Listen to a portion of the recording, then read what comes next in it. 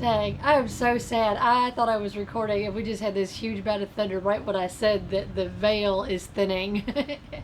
Hey, you guys, it is Sunday in my neck of the space time continuum, and my name is Dawn. Um, it was a beautiful sunny day earlier, and then the thunderstorms started rolling in.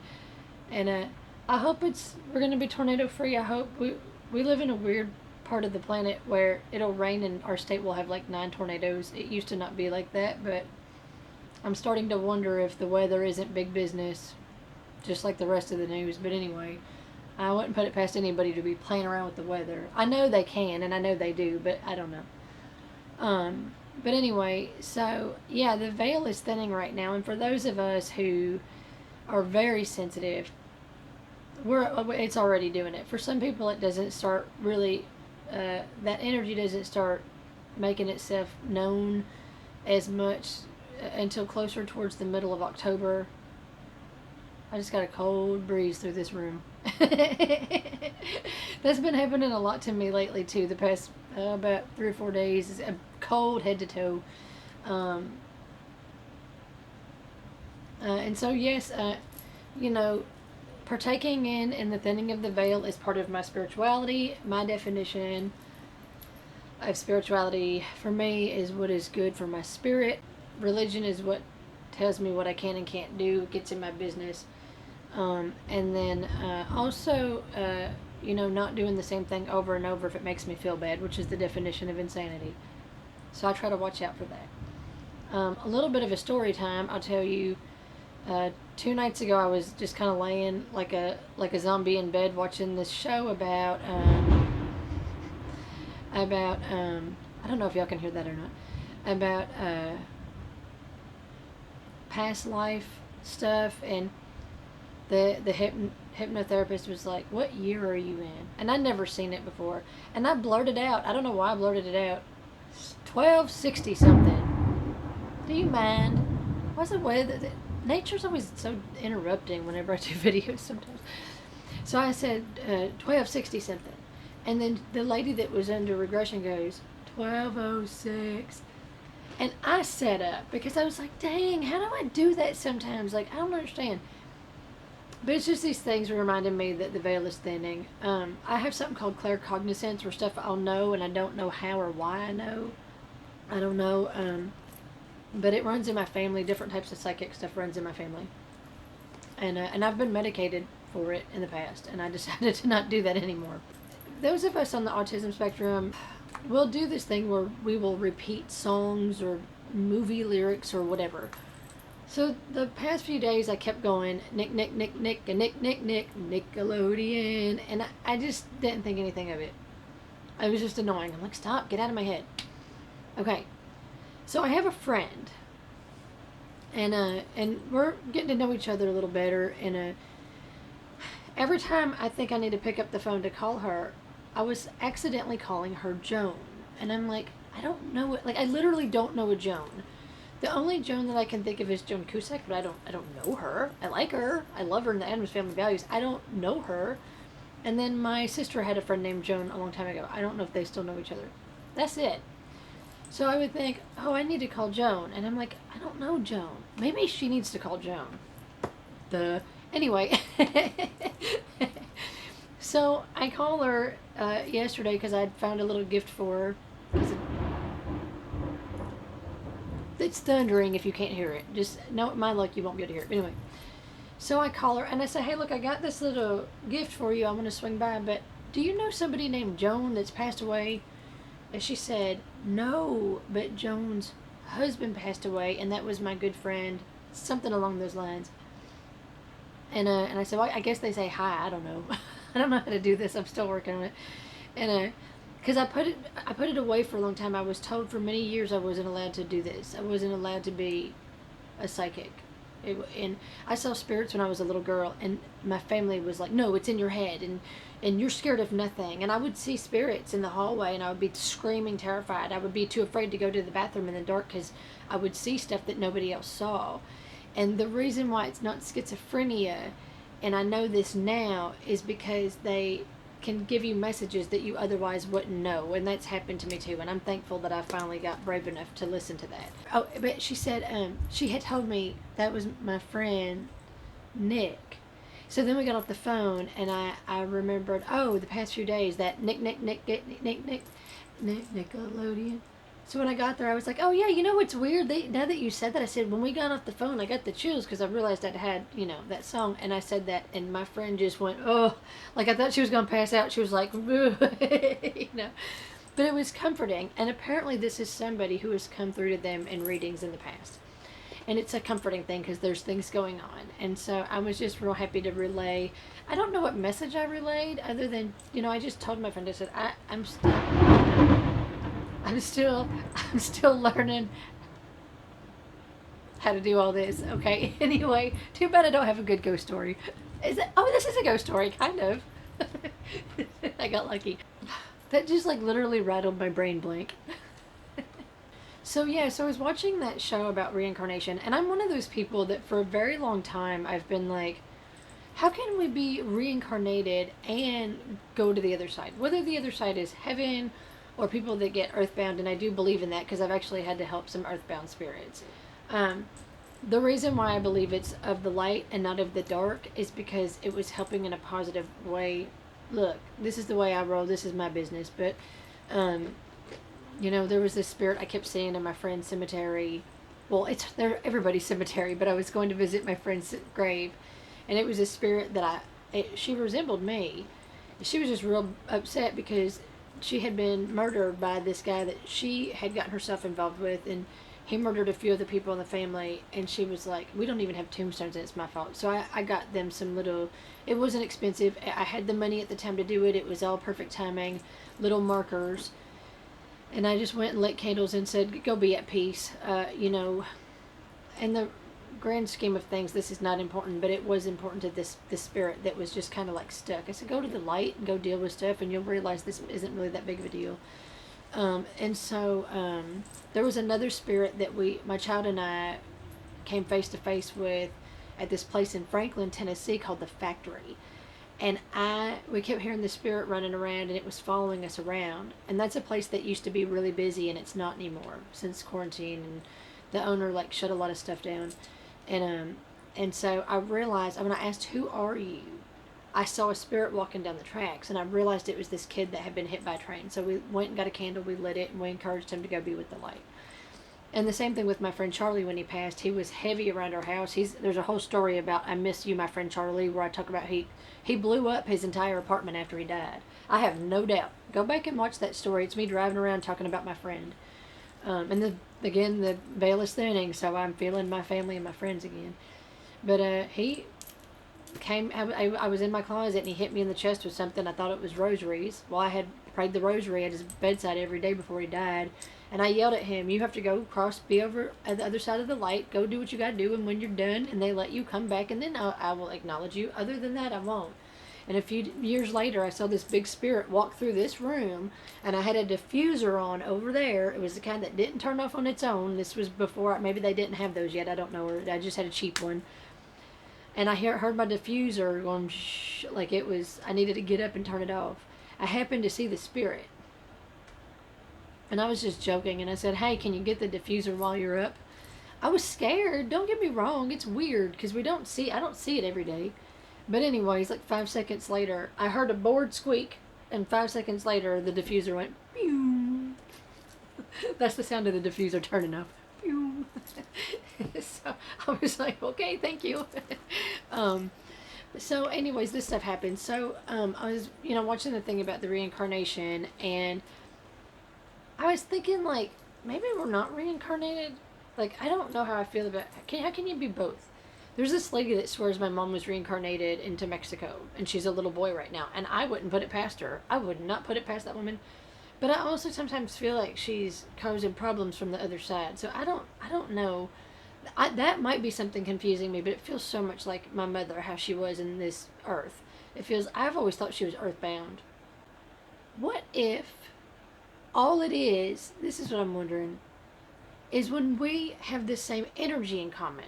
Like I did some readings this past couple of days. I did one for me and one for two other people, and we all kept pulling this one same card. It was the reversed hangman, and there was a lot of this talk of kind of having to sit in whatever we're doing because it's not time for us to move yet in certain areas. So I think we were all kind of in the same place at the same time because of the energy being the same, and then there's a helper within it. So it's the same concept, like if somebody's being regressed and they are dealing with something in their life, and the regression session helps them identify with somebody from the past. I mean, they're pulling up names, they're speaking in other languages that they don't know. This guy was speaking in French and he don't know French. But then there's always something in common. And the it reminds me of how ghosts are. Ghosts, when they come through, now there's malicious stuff, but it's not as common as people think. Most stuff, I mean, it's there, don't get me wrong, and if you meddle with dark stuff, it will be like, ah, ha ha ha. So it's good if you can tell the difference between the energies. However, ghosts usually show up when you have something in common with them, or they have something in common with you, let's say it that way. And they're hoping that that energy is, I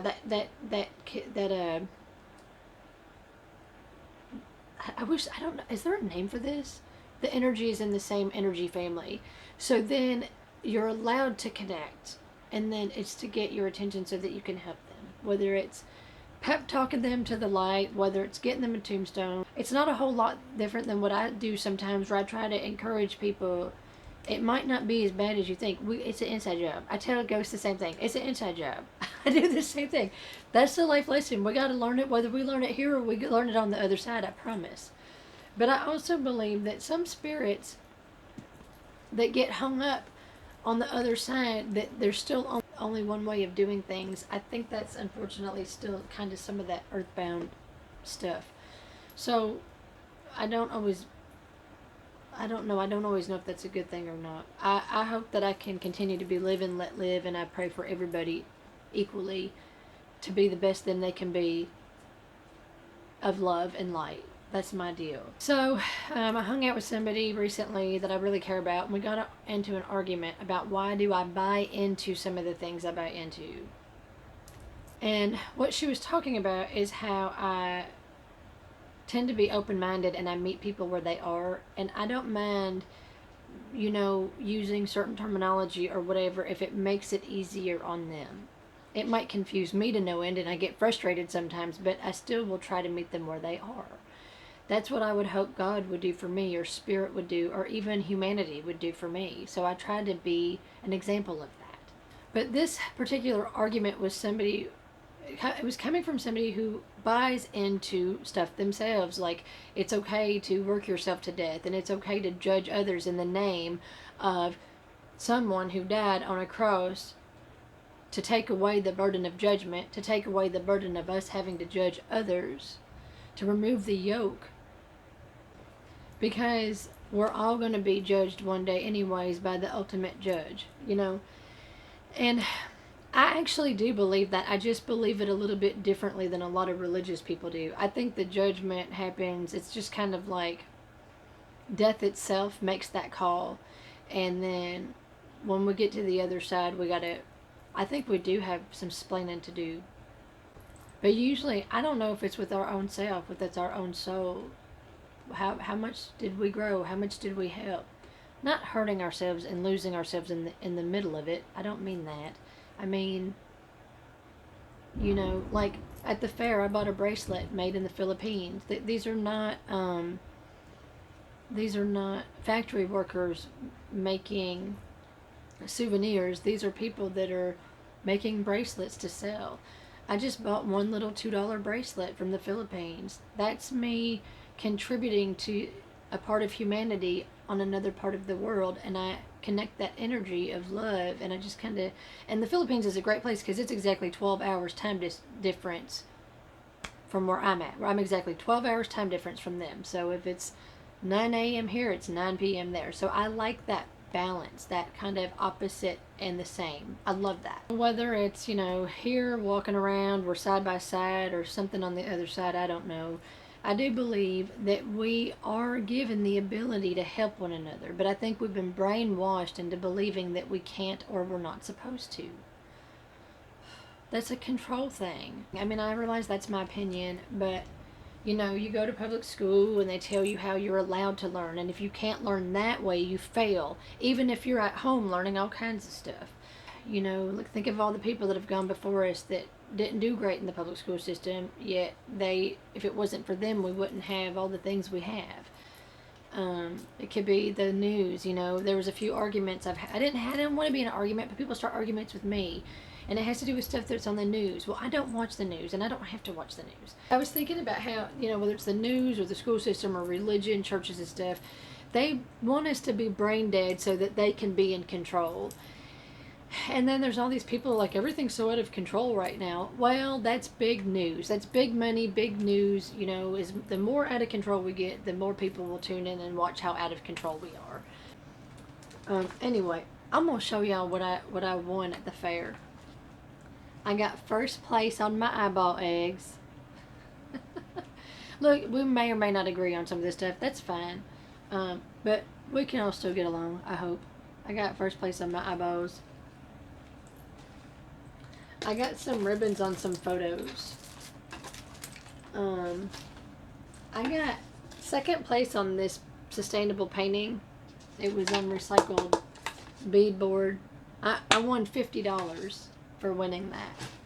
$10 on the eggs, $10 on a photo, and the $5. And then no, I won $25 on that. I won $50 on my sustainable art. This is a bullet and a crystal. Y'all notice anything different about me today? I got my nails done. I was biting my nails so bad out of stress that my fingers were like ground beef.